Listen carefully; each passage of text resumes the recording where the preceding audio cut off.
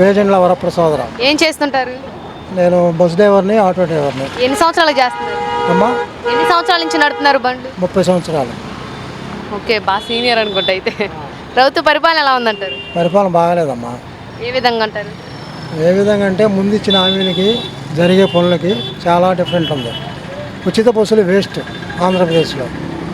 ఉచిత బస్సుల మూలాన 100%లో 50%, 20%, 30% మేలు జరుగుతుంది కదా. 60-70% చాలా ఇబ్బందులు పడుతున్నారు. ఉద్యోగస్తులు డిలే అవుతుంది. విద్యావంతులకి బీటెక్లో కానీ 10th క్లాస్ కానీ ఎవరైనా చదువుకునే వాళ్ళకి మటుకు బాగా ఇబ్బంది అయ్యి చదువులకి టయానికి వెళ్ళలేకపోతున్నారు. ఫ్రీ బస్సుల మటుకి ఫెయిల్ అయిపోయినాయి.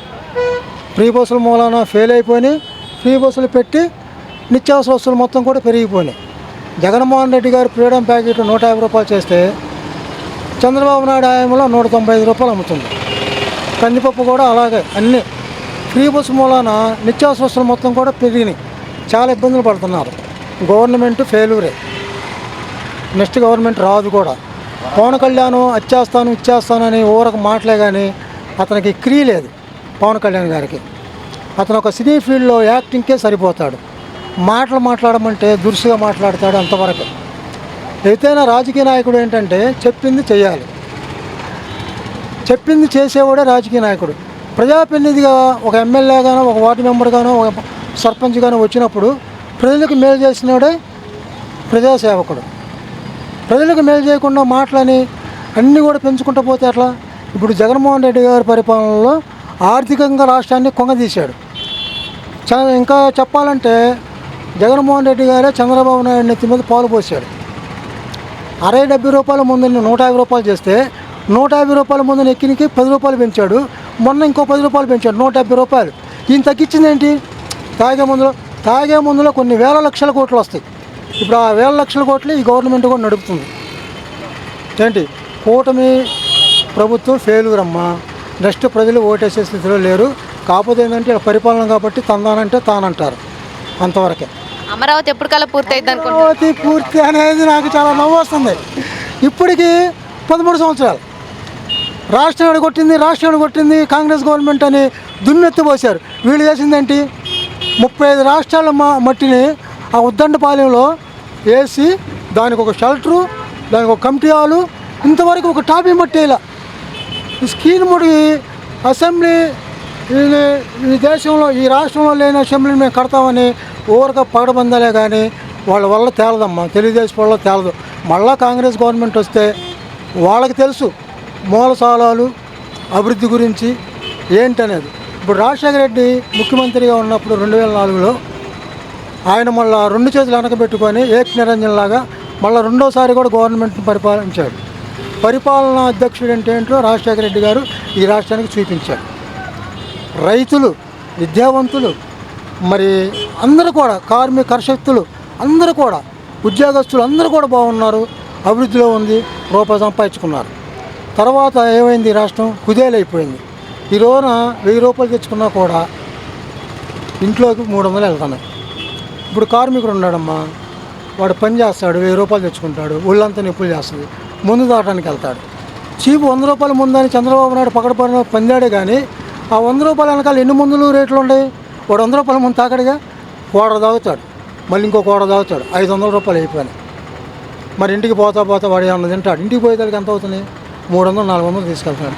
పిల్లల ఫీజులు ఏం కడతాడు? కుటుంబాన్ని ఏం పోషిస్తాడు? సీట్లు ఏం కడతాడు?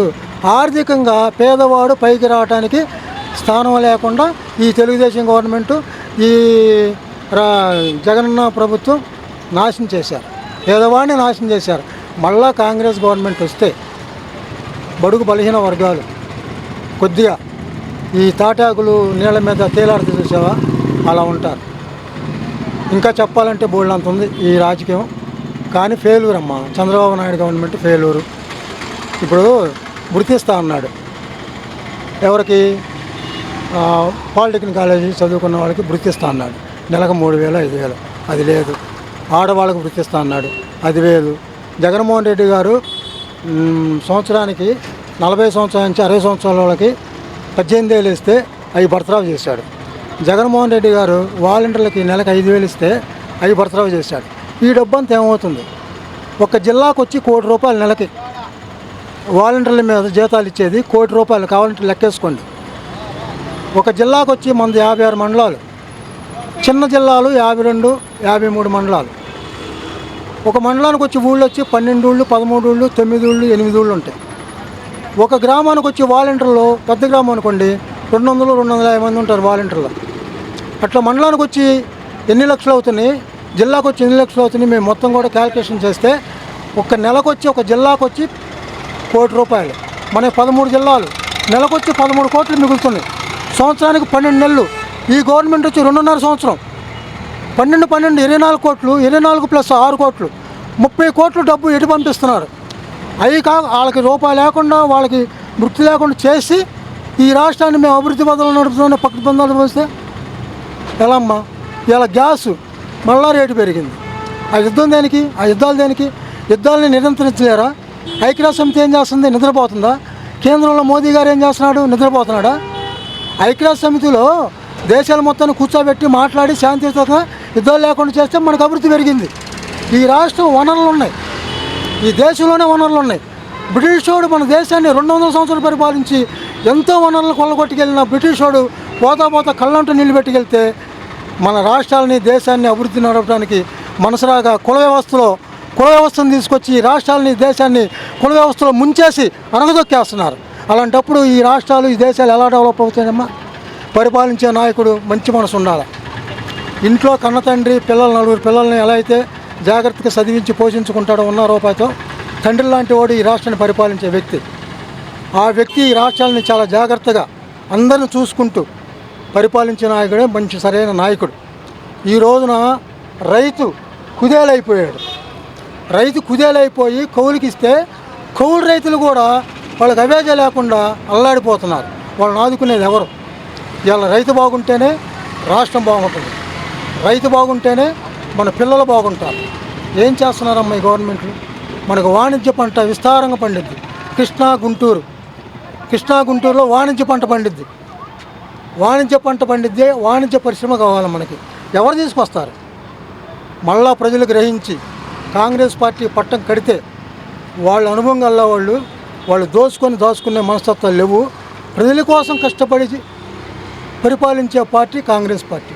మళ్ళీ అలాంటి పార్టీ వస్తేనే ఈ రాష్ట్రాలు బాగుంటాయని నేను మనస్ఫూర్తిగా నమ్ముతున్నాను.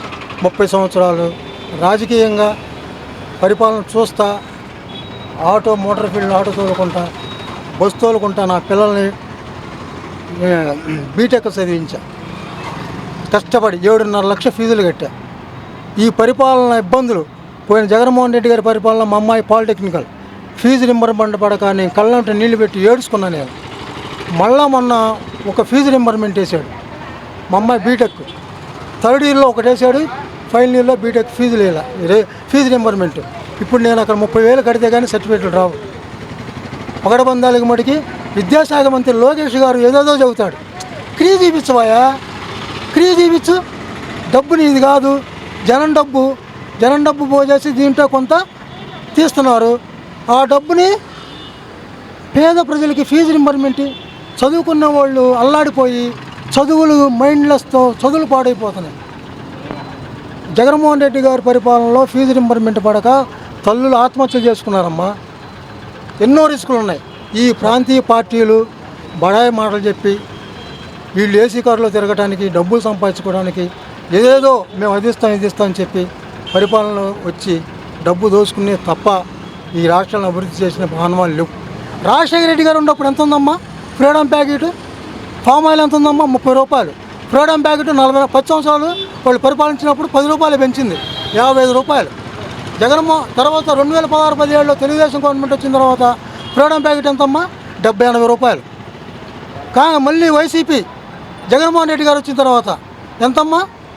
₹80 దాన్ని 120 చేశాడు, 150 చేశాడు, 190 చేశాడు, 200 చేసి మళ్ళీ వెనక దించాడు. ఏందమ్మా వాళ్ళు? ఆ పరిపాలనలో పేదలకి సాయపడి కాంగ్రెస్ గవర్నమెంట్లో ₹450, ₹150 సబ్సిడీ, ₹600 2004-2005లో. ఇది గ్యాసు. తెలుగుదేశం గవర్నమెంట్లో సబ్సిడీ లేకుండా ₹750. వైసీపీ గవర్నమెంట్లో 2021లో ఏకంగా తీసుకెళ్ళి 11,500 చేశాడు. మరి వాళ్ళు మేము నిత్యావసర వస్తువులు తగ్గిస్తాం, పేదల బడుగు బలహీన వర్గాలు తగ్గిస్తాం అని అంటాడుగా. ఏంటి అయిపోయింది చూడు. పాయింట్ అని కాదు బాబాయ్, ఉండా విషయం చెబుతాం. నీకు నచ్చకపోతే నచ్చకపోవచ్చు.